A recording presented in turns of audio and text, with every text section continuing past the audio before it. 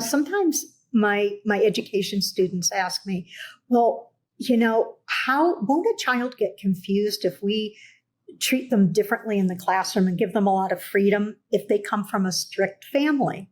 And I'm saying, no, kids get exposed to all different kinds of families, all different kinds of parenting and teaching, and they learn to code switch. And that's another thing that we all learn, that we act differently in school than we might in a religious institution or in our own living room. In our own family. In our families. Yeah, there's plenty of kids who parents are just having so much trouble with, and then the teacher says, oh, that they're an angel at school, or vice versa. I think this is such a great segue into socialization.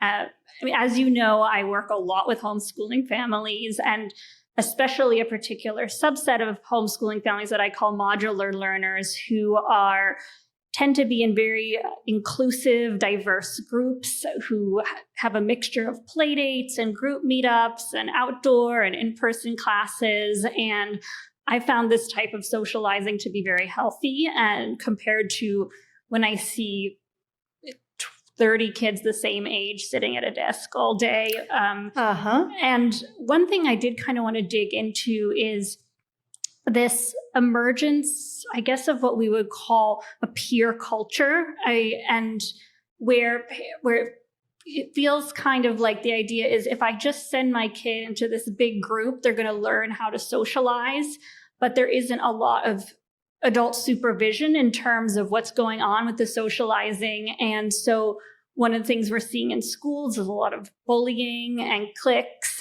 And I was reading about how there's this kind of network ecology where if a school is very big and not so focused on academics, it tends to be more cliques and more bullying.